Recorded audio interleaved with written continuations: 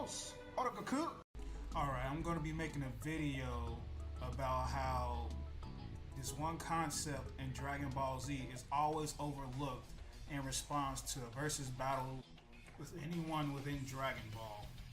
And that concept is, if your power is beyond your opponent's, then whatever abilities or effects your opponents has will not be effective against you. So I can say, just because you are a reality manipulator or whatever ability you have, that doesn't mean it's gonna guarantee it's gonna work on whoever you're fighting. At least it's someone in the Dragon Ball universe. Not to mention they have key shields and barriers, so I mean, they have their own ability that can possibly counter whatever ability of the other character that you're putting them up against. But that's besides the point right now. So my first piece of evidence is during the Tenkaichi Budokai, when Goku fights Tien, Chaozu intervenes during that fight by using his telekinesis or whatever ability he has to stop Goku every time he tries to strike Tien. And so when Goku is immobilized, that gives Tien free range to attack Goku. And as you see here, it perfectly works on Goku. Now, as you see here, in this scene, we have Nappa powering up and Chaozu trying to use his abilities on Nappa. But as you can see, he even says it himself that his powers, it don't work. Now, why does his powers work on Goku, but they have no effect at all on Nappa whatsoever?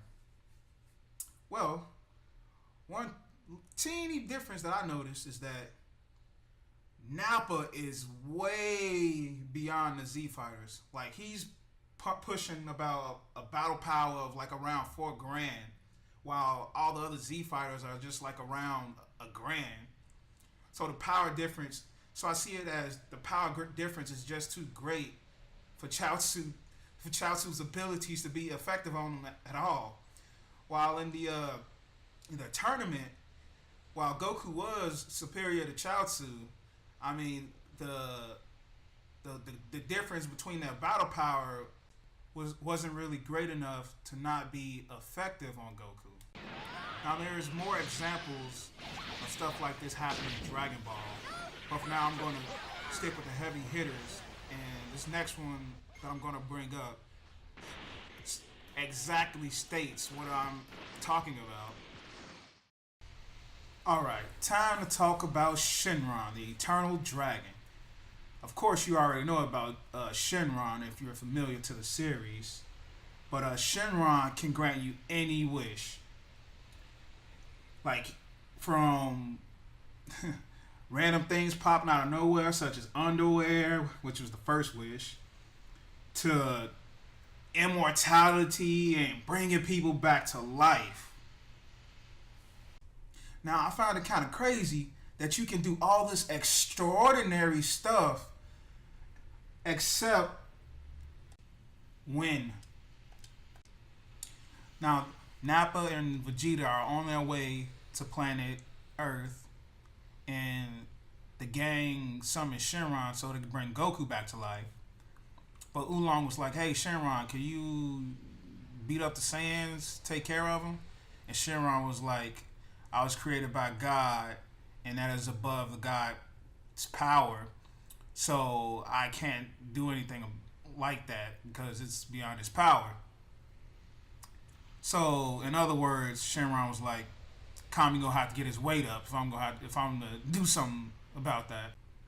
And here on this page, even King Kai, who is above Kami, the guardian of Earth, or the god of Earth, says that the Saiyans are even more powerful than he is.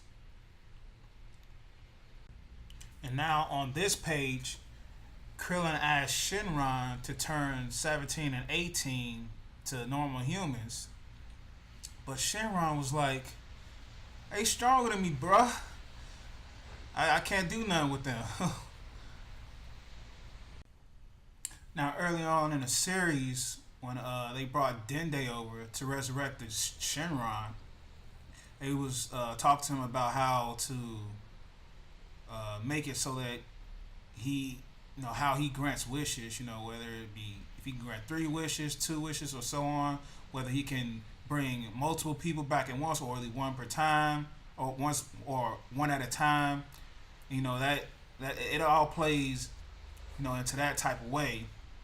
But based on his wording earlier, as in, I cannot grant a wish that surpasses the power of God. That that makes me makes me think that, like, okay, if God was more powerful, he would be able to, do the stuff. Shenron would be able to do the stuff that he wasn't able to do, since God wasn't powerful enough.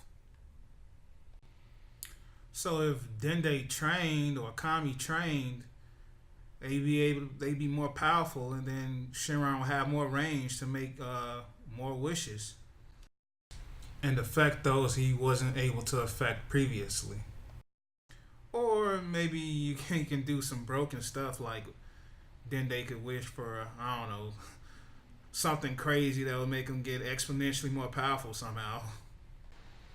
Maybe eat the fruit of the tree of might, and then, like, wish for the tree would then destroy the tree, and then wish the earth back to normal. It would fully restore it or something like that, and then just keep doing a cycle till you super OP.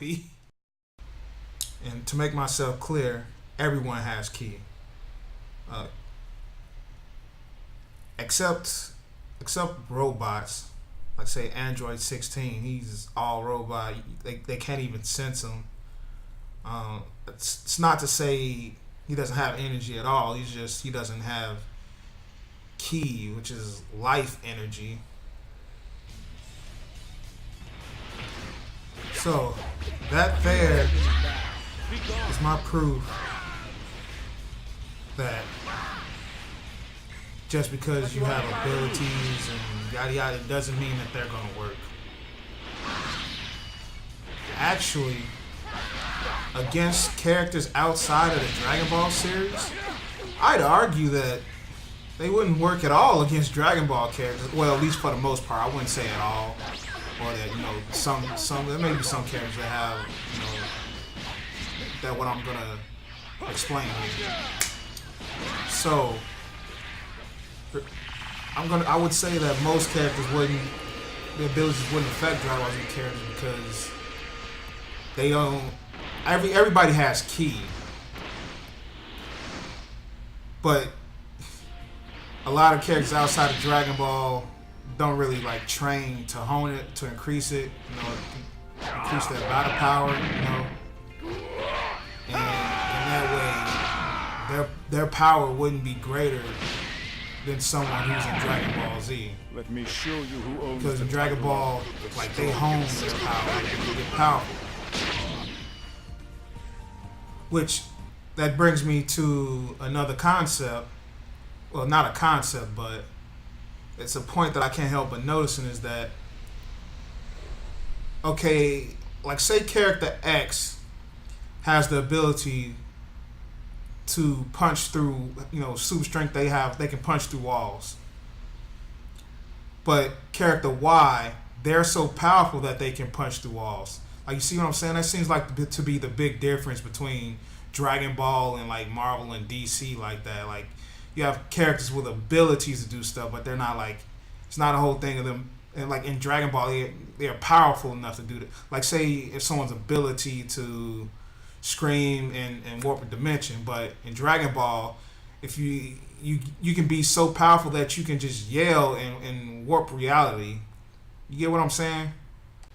Now, that's not to say there aren't characters in Dragon Ball who have abilities and not just are, powerful enough to do things.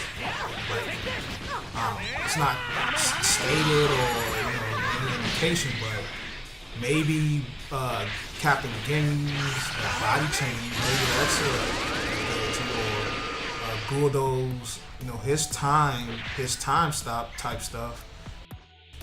As for those outside of Dragon Ball, and so if you just have an ability to do something, wouldn't have any reason to like hone your ki or increase your power or training on it. I mean, granted, yeah, if they be in fights a lot, in battle, their ki would probably be higher than the average person. But by not so much, since they don't really train to hone it or nothing like that. Maybe some characters, maybe Iron Fist, like there may be some characters who like Iron Fist, he deals with like he's martial arts, so maybe he has like chi or deal with feng shui. Sayonara.